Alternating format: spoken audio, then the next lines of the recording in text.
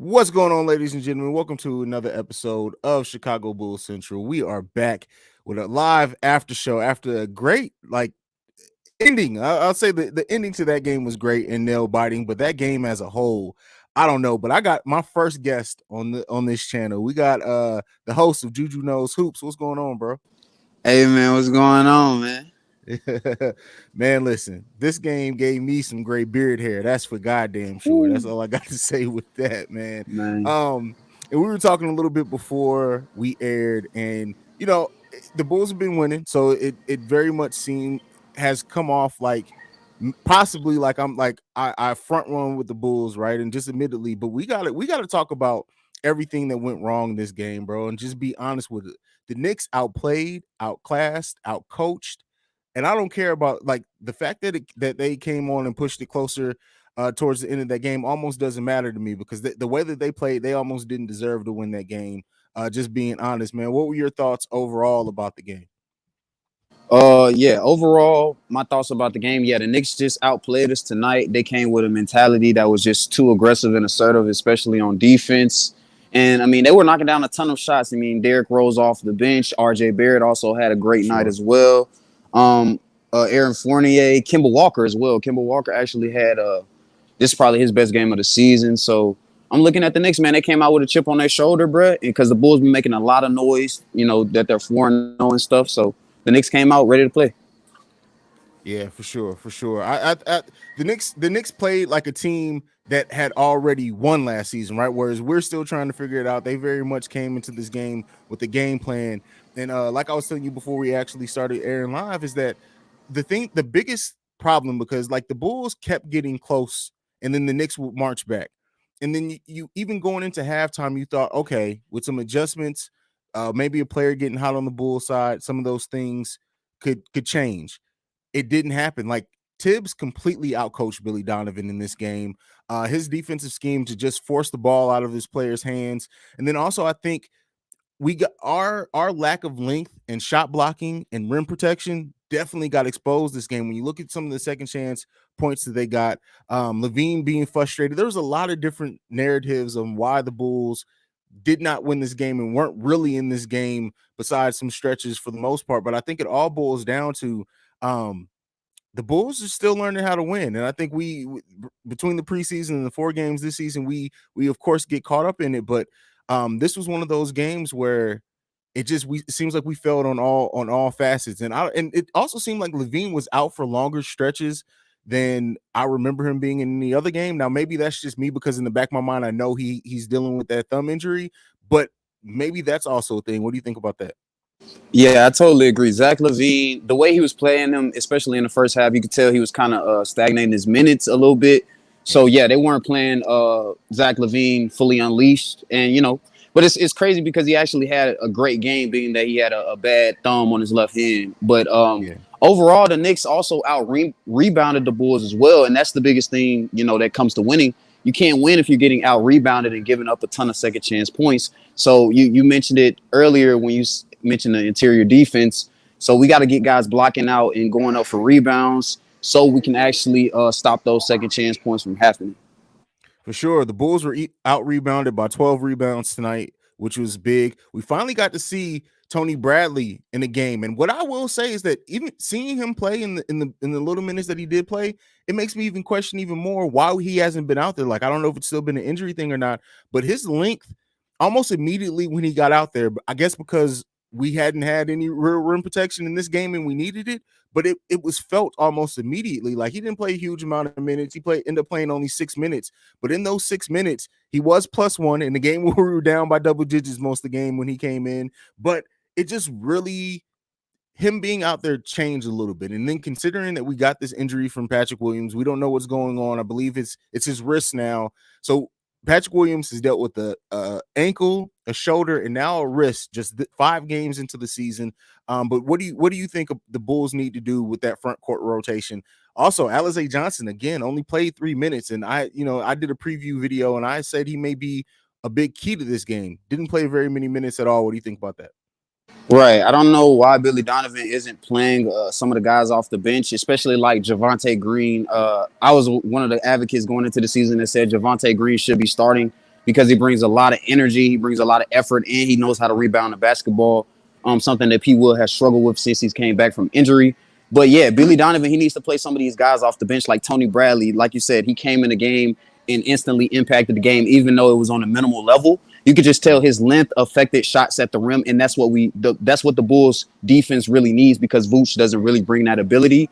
And yeah, I wanted to see more Elise Johnson as well. So Billy Donovan, he kind of got to fix his rotation, but it's early in the season, so I still think he's trying to figure out who's bringing the best value from off the bench. Definitely, definitely, and I think too, we again had a collective cold game from just about everybody. Everyone had a stretch like Vooch was 8 for 13, Ball was 2 for 8. He just at one point it seemed like he immediately, when he was taking threes that I think he was like they were leaving him open, and he should have taken them, tried to take them early in the game. But then at some point, it seemed like he was just trying to get that first three to go down, as well as Zach LaVine got so frustrated. At one point, it seems like he was just going into the lane trying to get a foul because the refs weren't calling for him a lot. And this just our offense still has not been as cohesive as what it looked like in the preseason. And I think because of that, we still our ceiling is still very high as a team. And everybody's gonna lose games that everybody's gonna have games like this. And I don't look down at the team for that, but they do need to go into we have this rough month ahead of us. Something needs to happen as far as whether it's rotation changes, whatever it is, because it's not going to get any easier from this point out for the next 30 days. Factuals. The next 12 games are all against teams that were in the playoffs or projected to be in the playoffs this season. So the Bulls' schedule is just getting tougher and tougher. But yeah, your point on Lonzo, man, like he's a starting point guard, and I think that was the main thing that kind of hurt us tonight. It was the rebounding and other things, but when your starting point guard is only giving you 6 points and 4 assists, and not really taking it to the basket and not really going to the free throw line, it is going to hurt the team. But he did play elite defense. But if he would have gave us a little bit more offensively, I think we could have pulled away and won this game. For sure. I think if Ball hit those threes at the clip he has been, this game looks completely different. And we the role players did their thing, right? It really wasn't like Javonte Green played amazing in the minutes he was out there. Caruso played great in the minutes he was out there. Io, which especially if Patrick Williams is out, is probably going to play a little bit more as well. But the small ball thing that it looks like this team's going to be built around, we're gonna have to play better defense, and we're gonna have to hit our shots, because if we have a night where we're not hitting, and even if you look at the way the Bulls offense is, they really don't even try to get offensive rebounds. Really, they really play 4 out more times than not, sometimes 5 out, and they go back into to play those passing lanes. So if our shots aren't falling, it exposes us even more, just by the way that we the scheme that of the offensive scheme that we play. And this is the thing that I was talking about, like when us as a fan, and we were so excited, and I was pointing out things, and people were saying that I was being a Debbie Downer, is that I keep the way that I look at this team is I'm looking at what they can be, right? And we all hope that they're going to go in the playoffs. This type of basketball, when you have a team and a smart coach who can game plan for it, it's going to hurt. I'm not saying that they still can't win a playoff series, but it's going to hurt us if we don't figure out a way to change some of the stuff that's going on. Go ahead. I totally agree. Billy Donovan has to work on making adjustments because, like we talked about earlier before we started, Billy Donovan didn't really make any adjustments, especially offensively, because we were getting locked up. The 4 out, 5 out, whatever you call this offense, where everybody's just chucking up threes and nobody's going for rebounds, is not going to work in the playoffs, especially at the clip, because DeMar DeRozan, I mean, he's not even a 3-point shooter like that, even though he's shooting pretty good from 3 this year. But you don't even have enough 3-point shooting to play that type of offense. So especially if your shot's not going to be falling, I don't think that offense should be played. So yeah, Billy Donovan.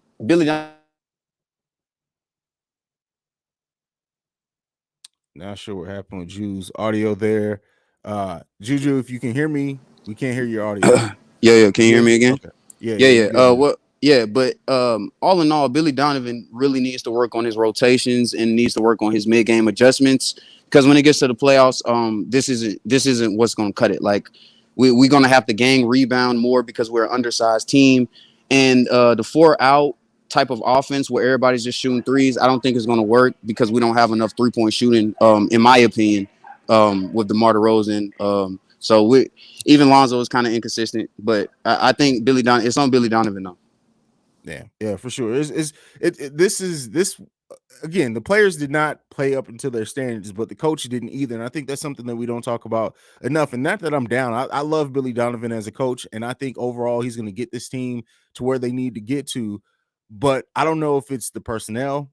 If I've been wanting to say that the Bulls don't necessarily need to be looking at trades or anything right now.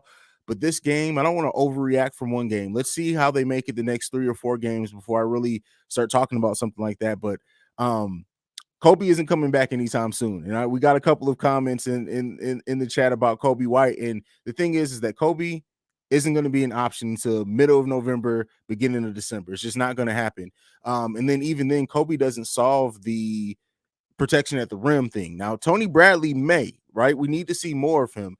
And one thing that I do want to point out, as far as JuJu, your point about the shooting, the Bulls were 11 of 32 from deep tonight. That's not going to cut it. Yep. That's not going to cut it. Yeah, that's not gonna cut it. Zach LaVine struggled from actually, let me double check these stats. Vucevic was 3 of 5, Zach LaVine 2 of 6, DeMar DeRozan 1 of 4, Lonzo Ball 1 of 6, Patrick Williams 0 of 1, and Alex Caruso 2 of 6, Troy Brown Jr. 1 of 3. So yeah, we struggled from 3 tonight, and the Knicks absolutely shot the basketball very well from 3. Kemba Walker had 5 threes. Alex Burks 2 of 3. Well, they didn't shoot too great from 3 actually, but they definitely shot better than us, especially in the starting lineup. Yeah, and I mean the thing is that when we don't make threes, they get the rebounds, and then because of the nature that we play, so that needs to take a look at. Like I said, and the thing with the Bulls is that they could do this exact same game, and if some things go different for them on the defensive end, or they don't have a team that can take advantage of those rebounds and get out and transition as much as we can, they probably still win this game against some teams. But something needs to happen. All right. If this is the Pistons or the Pelicans or any team that's not the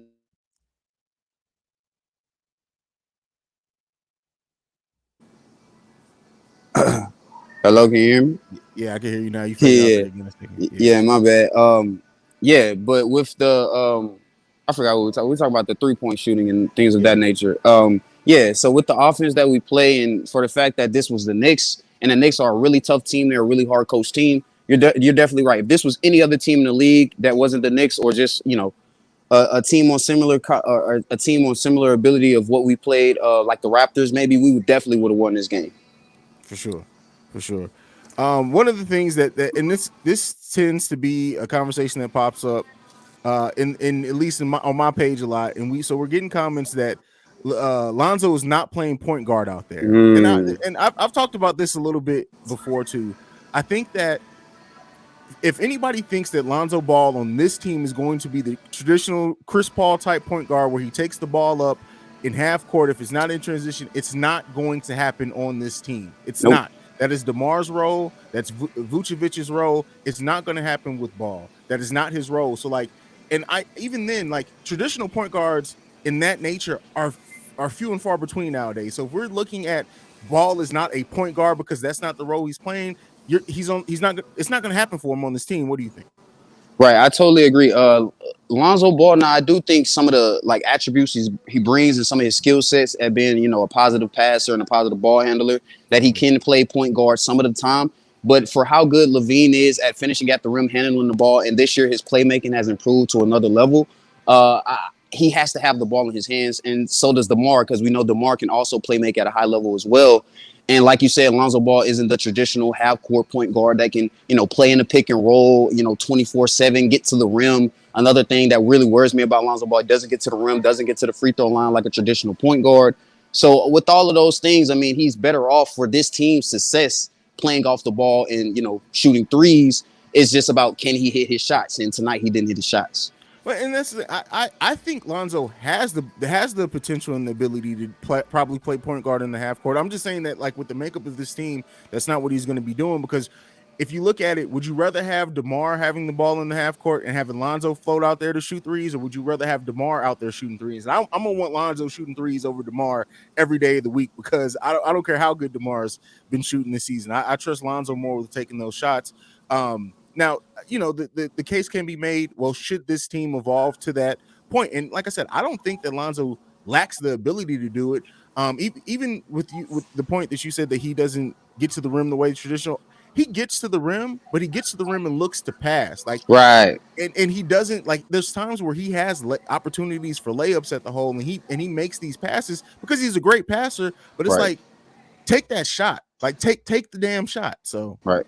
Take yeah, the layup, man. You're right at the rim. Make the layup, man. That's another thing he has to make his layups. But yeah, like you said, he has the ability to do it. But right now, for the team's success, I think it's better off with DeRozan playing a little bit of point guard, even Zach LaVine, because Zach LaVine has a great handle and he can get to the rim virtually. Oh shoot,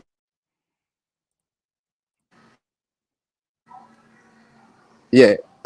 Zach LaVine, he has a great handle and he can get to the rim. He can break down guys one on one. So I mean, I like him playing a little bit of point guard and Lonzo playing off of him as well. That's not a bad thing either. yeah, for sure, for sure, for sure. Let's I know we're talking a lot about what the Bulls didn't do. Let's talk about what the Knicks did do very well, right? Let's be fair with this. There, the Knicks defense in this was, I, I guess because too, like, we haven't had Tibbs here for so long, you forget just how intelligent his defensive schemes are. The way that they were rotating on the ball, especially when Levine was trying to penetrate, because there would be times where Levine had a dribble and it looked like, all right, if he gets past his man, he's going to have a wide open shot. And they would just collapse on him so quick and then rotate off of him when he went to pass it. It was that old school suffocating defense that was just, man, it was amazing to see. It was a masterclass in defense tonight. Right. They just outplayed us and out hustled us. And man, like their defense is amazing. It's not only just, the team playing with heart and everything, but it's also the scheme. Tim Thibodeau's scheme is very well done. And the Knicks, they ran the defense really well, and then they just hustled more, man. They got on the boards.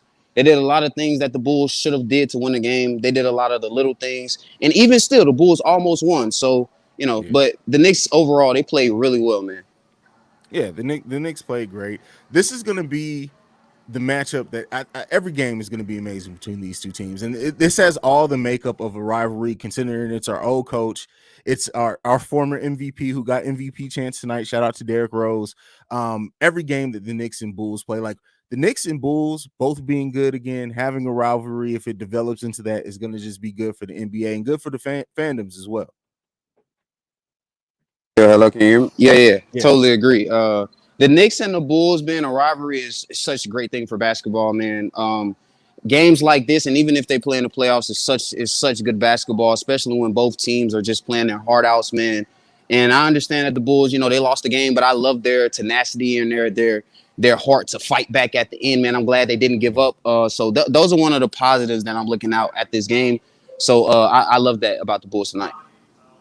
Yeah, for sure, for sure. And Zach getting frustrated with calls. I mean, there were times where Zach absolutely should have got a foul call, and you think with Zach ascending into that star level, let's not say superstar level, worldwide, like that he would start getting some of those calls, but you can't rely on that. Like at the end of the day, the Bulls didn't execute tonight, and it sucks. It sucks, but I mean, there's a lot of good to take from this. We're not going to win every game. It's not going to Right. happen. And to see, and I said this on my last video, to see how the Bulls rebound when they finally start facing some adversity is going to be important. So to see how they bounce back against Utah, how they come out against Utah, is going to be important for the makeup and chemistry of this team as well. Totally agree, man. They can't come out with that same mentality that they had in the first half of, playing sloppy basketball, having turnovers, playing like you don't want to be here.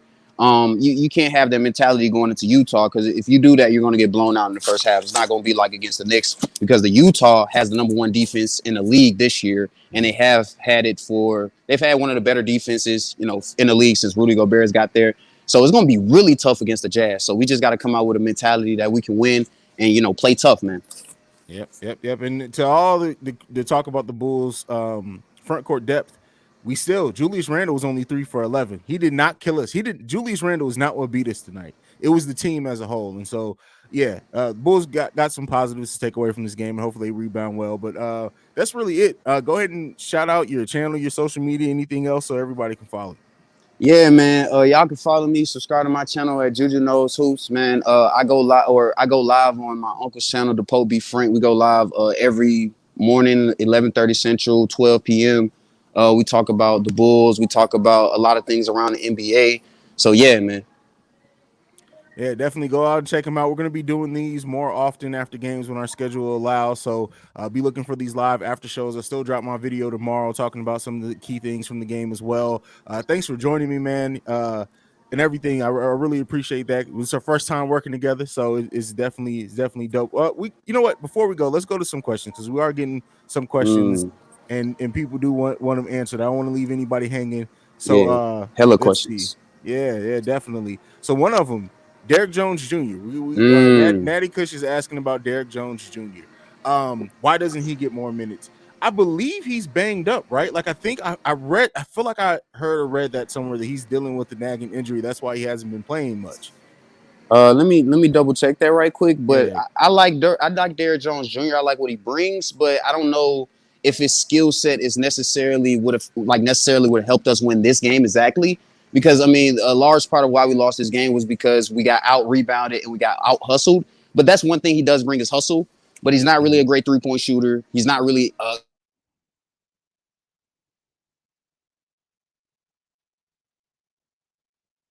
We lost Juju's audio again. Well, he works on that. As far as Derrick Jones Jr. is, I do want to see more of Derrick Jones Jr. I expected to see more of Derrick Jones Jr. so far into the season, if I'm being 100% honest.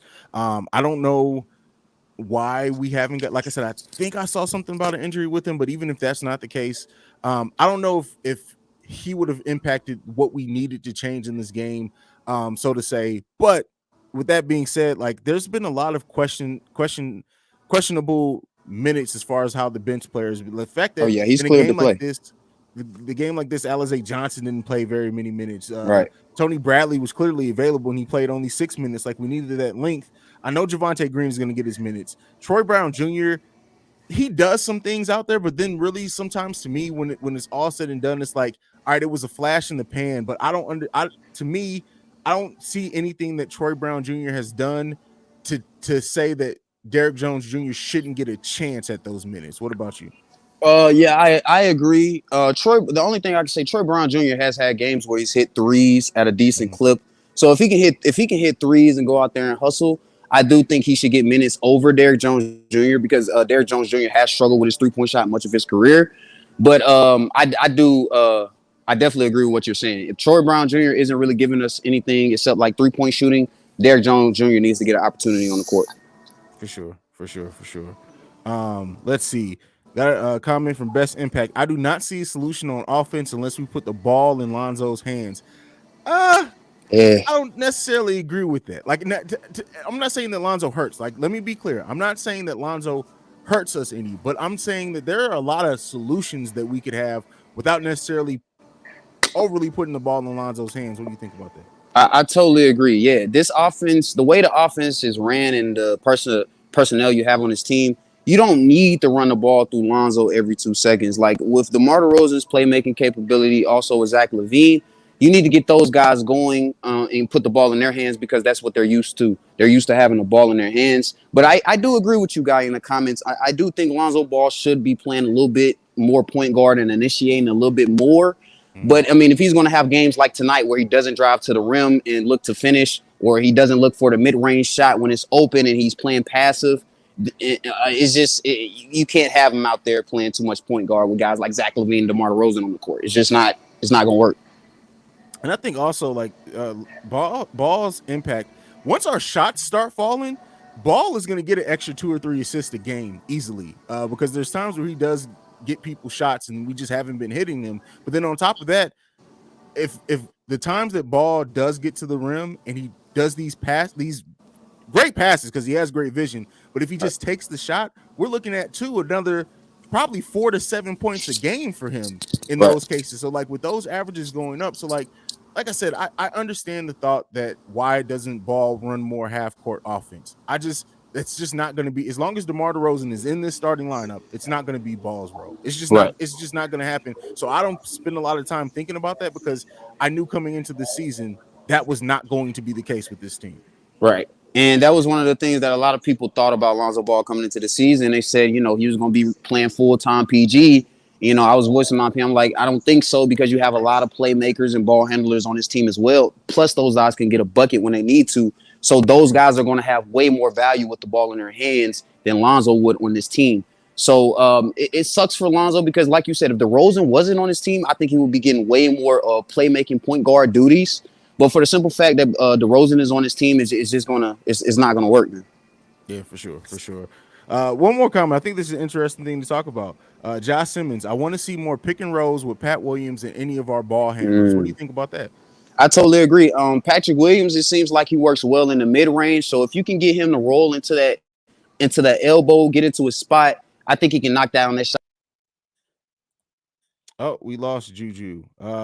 All right, so I'll answer the question. Let me put it back up there. More pick and rolls with Pat Williams. I more of anything with Pat Williams. And Pat Williams did get hurt, but there was a stretch, I think it was towards the end of the first quarter, where they were going. It seemed like they were trying to go, and Patrick Williams was being more aggressive than what we have seen him in both the defense and offensive end.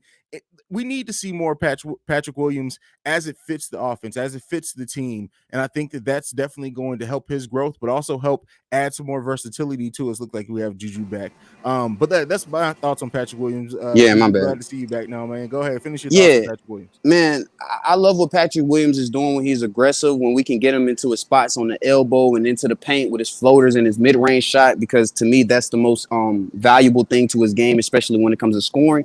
So, yeah, getting him in a pick and roll will create much easier opportunities for him to score, get his confidence up. So, yeah, man, we got to do a little bit more pick and roll with Patrick Williams. Hopefully he comes back healthy. What happened? Did he tweak his shoulder again, or was that a wrist injury? It was a wrist injury on that flagrant foul. It was a wrist. So, Man. yeah, Patrick Williams is listen, he's been banged up ankle, shoulder, and wrist all at the first month of the season. So let that sink in. Yeah. That's crazy, man. That's unlucky, man. That's really unlucky, and it sucks for the young man because everybody thought he was going to have a really good sophomore season. He played really well in the summer league, so it's disappointing. But I think he'll get – I'm going to keep it positive, man. He's going to come back. He's going to come back healthy, a different animal, man. This team is going to need him down the stretch with his defense and his versatility. So get well soon, P-Will. For sure, for sure. Next comment that we're going to talk about. We really miss Kobe tonight. He is the player that punishes you for playing off him to double Zach and DeMar. And I know there's this common thought in the Bulls community to trade Patrick Williams for what we need. And, I mean, not Patrick Williams, sorry, Kobe White for what we need in the front court. And I had a whole video talking about this. I think the Bulls would be crazy to trade Kobe White without seeing what he does on an improved team and in a role that more fits his natural skill. I'm not saying that don't trade Kobe White if you get an amazing deal. I'm not saying don't trade Kobe White maybe next offseason. I'm saying right now, currently, before you get to see how he looked coming off the bench, being able to actually play off the ball, the Bulls would be crazy to trade Kobe White. What do you think? Factuals, man. Kobe White is so slept on. Y'all, like, people got to understand, when Kobe White comes back and he comes back at the level that he was before, you're going to have arguably one of the best backcourts starting and one of the best backcourts coming off the bench with Caruso and Kobe White. And like you said, man, with his shooting ability and scoring ability, he can play really well off the ball with Zach LaVine, DeMar DeRozan. So, yeah, Kobe White is going to be very valuable to this team, very valuable asset. But if we can get something, in the front court for that, I wouldn't be mad at that as well, whatever we're looking at, as long as it's something that's going to bring instant value and, it's going to help us win games. But, yeah, Kobe White, I hope he comes back. You said middle of November, end of December, so that's a decent time. So, yeah, I think Kobe White will come back and have a pretty good year this year. Yeah, for sure, for sure. And I think where Kobe is going to be in a move from a position where he was forced to play point guard and handle the ball a lot to a position to now playing in a role where he's only going to be looked at to come in, score, keep his head up on defense like everyone else does, play that good team defense, but he shouldn't do very much ball handling at all. You got to look. Kobe White is always going to be out there with either Alex Caruso, DeMar DeRozan, Zach LaVine. Well, you probably won't see a lot of time with Zach LaVine or Lonzo Ball. There's no need for Kobe White to handle the ball in offense. And Kobe White being able to come off screens, I think it's going to be such a versatile thing. Facts. That's going to create so much space.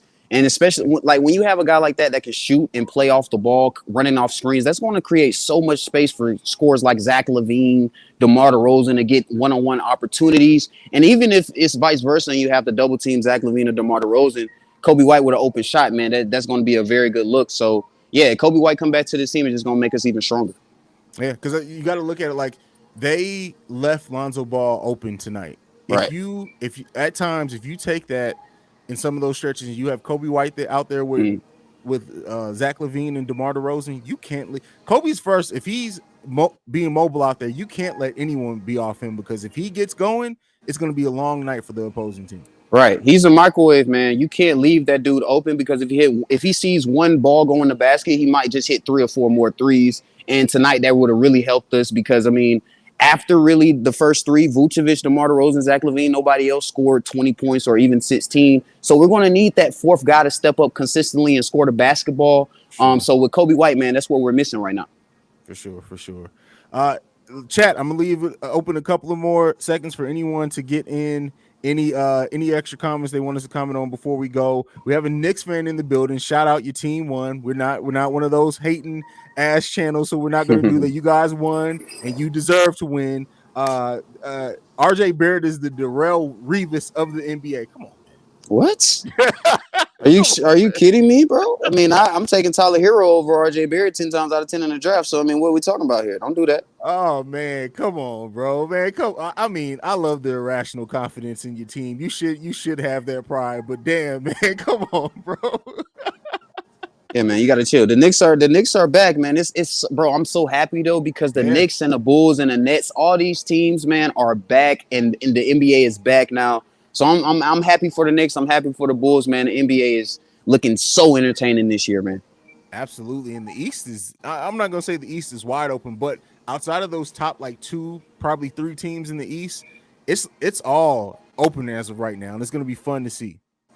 Right, yeah, because I mean the Nets without Kyrie, I don't know what the Nets really are without Kyrie because the Hornets just beat them. So I think if you have a lot of depth on your team, I think the Bulls could beat the Nets. And then also the 76ers aren't the same team as well. So to me, the East is wide open, like really wide open, other than the Milwaukee Bucks. But even them, they haven't got off to the greatest start. So, you know, if the Bulls keep up this same mentality going into every game, I think they'll be all right. They just got to play better than they did tonight, man. Yeah, for sure. The Bulls play the Hornets on November 29th. I can't wait to see those ball boys against each other, man. That's gonna be fun, man. You know, and then I want to see them in a playoff matchup. I want to see the Hornets versus the Bulls in the playoffs. That would be so fun, bro. Hell yeah, man. Hell yeah, that would be fun.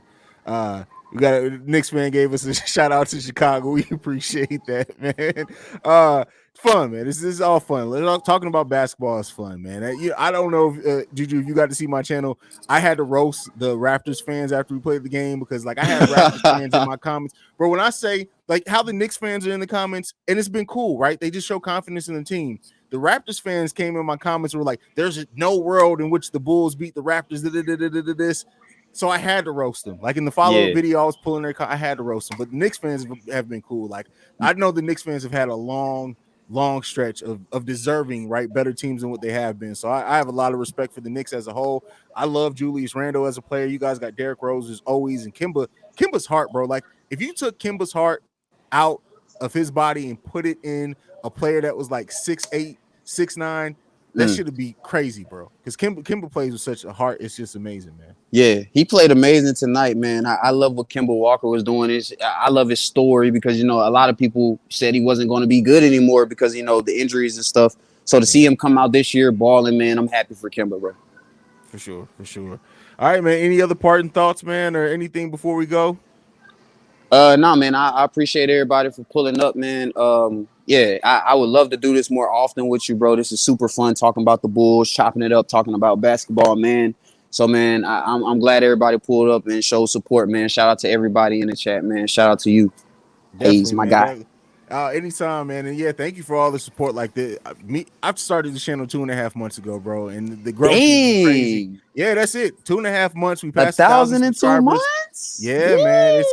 It's been crazy. Like the love that they've been showing me, man. I don't take that shit for granted at all because I started this and it was literally just me wanting to talk about my favorite team. Didn't have any aspirations, any like thinking I was gonna pass this number or anything like that. Like and it's been wild. So like I love my supporters, man, and the viewers because they've really they've helped nothing but giving me love to grow, man. So I appreciate y'all so much, especially considering this was a random live. Like I said, me and Juju will Yep, be doing this more often, man. We're gonna try to put a schedule together to where we can do this. At least I say we can at least commit to once a week of doing this when the Bulls play, if not more than that. for sure. Yeah, so be on the Because then we lookout can for. cover more games at one time, you know. Exactly. Definitely be on the lookout for these after shows, man. But you guys already know you can follow the podcast, the show at Bull Central Pod on every social media platform. That's it. Numbers in the description if you want to leave a voicemail. This is it. Like I like to end every show on. Go Bulls. I love you guys. Peace. Yes, sir.